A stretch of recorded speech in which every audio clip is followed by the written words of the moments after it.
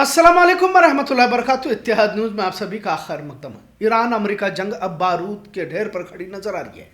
जहां अमेरिका बहुत बड़े इक़दाम की बात कर रहा है तो वही ईरान अमेरिका में जलजला लाने जैसे हमले करेगा कि बात और धमकी दे रहा है। यकीनन दुनिया आज भी ईरान इस जंग में कैसे टिका हुआ है, क्योंकि सामने तो सुपर पावर है और इस टिके हुए पर दुनिया हैरत से देख रही है। अब नाटो के 32 मुल्क हमला कर सकते हैं की बात कही जा रही है, तो अमेरिकी पाबंदियों पर चीन एतराजात दर्ज कर रहा है। अगर इस तरह अमेरिका ईरान पर कार्रवाई करता रहा तो दुनिया का तवाज़ुन बिगड़ सकता है कि बात की जा रही है। चीन और रूस छिपी हिमायत ईरान को कर रहे हैं, ये भी बात अब छिपी हुई नहीं है। पर शायद हम खासकर भारत के आवाम को आने वाले नुकसान की कितनी बड़ी कीमत भारत को और साथ में दुनिया को भी चुकानी पड़ सकती है का अंदाजा अब नहीं किया जा सकता, क्योंकि यहां तो कांवड़ यात्रा, हिंदू मुस्लिम, मंदिर मस्जिद, गाय गोबर, मोर्चा, कांग्रेस, भाजपा में ये भारत में सभी लगे हुए हैं। कर्नाटक में तो यह शहर की फिक्र देखी जा रही है, लेकिन दुनिया एक अलग दहाने पर आकर खड़ी है। अगर जंग आगे बढ़ती है तो क्या, ये सवाल दुनिया के तमाम इल्मी माहिरीन को सता रहा है। लेकिन भारत अभी भी इत्मीनान से, क्योंकि तबाही का आखिरी दौर ही इसे कहा जाए तो गलत ना होगा। खैर, 17 जून को ईरान और अमेरिका की जानिब से सीज फायर का ऐलान किया गया। तकरीबन एक हफ्ते तक ये सीज फायर रहा और अमेरिका ने ये इसलिए किया था ताकि ईरान अपने नुकसानात को देखकर एक अंदाजा लगा ले और कदम को पीछे वापस ले ले। लेकिन बजाय पीछे जाने के ईरान ने अपना हथियार बैलिस्टिक मिसाइल बनाने की कुव्वत को दुगना तिगना बढ़ा दिया।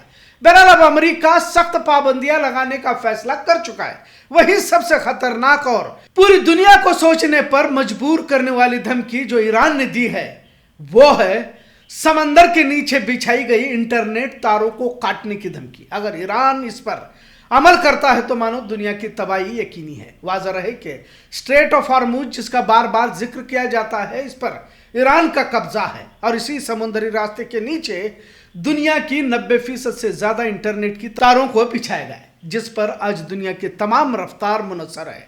आज मोबाइल के इंटरनेट से लेकर वाईफाई और जो भी जदीद टेक्नोलॉजी की बातें हम करते हैं, इसकी जान या रूह इन्हीं तारों में बंद है।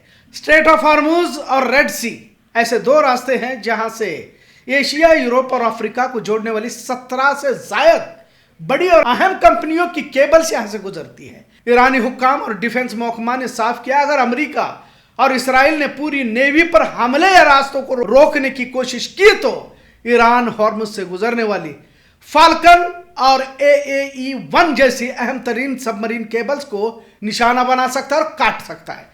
मुझे लगता है जहां तक ये जंग शुरू नहीं हुई थी तब तक अक्सर लोगों को जो दुनिया भर में जो इंटरनेट है वो या तो फिजाओं के जरिए या टावर से ही नेटवर्क लिए जाने के बाद समझ रहे थे, क्योंकि हमें तो ऐसा ही लगता था। लेकिन अब मालूम हो रहा है कि दुनिया की जदीद टेक्नोलॉजी समंदरी रास्तों से हमारे घरों तक पहुंचती है और दुनिया की सबसे अहम 17 मुल्कों की तारें स्ट्रेट ऑफ हॉर्मुज से गुजरती है। 1997 में पहली मर्तबा स्ट्रेट ऑफ हॉर्मुज के समंदर में तारों को बिछाया गया। वाज़ह रहे कि इन तारों को बिछाने के बाद अरब ममालिक की तरक्की की राहें गामजन हो गई। अमरीकी यहूदी कंपनियों ने यहाँ इन्वेस्ट किया। यहाँ करीब 28,000 किलोमीटर लंबी केबल है, जिसने पहली बार ब्रिटेन, मिडिल ईस्ट, जिसमें दुबई, कतार, ओमान, भारत और जापान को समंदरी रास्ते के जरिए आपस में जोड़ रखा है। इसके बाद ही इस बहर होर्मुज की अहमियत बहुत ज्यादा बढ़ गई। फ्लैग टेलीकॉम के जरिए साल 2006 में फाल्कन केबल बिछाई गई। यह केबल खास तौर पर UAE, ओमान, बहरीन, कुवैत को आपस में और भारत के साथ जोड़ती है।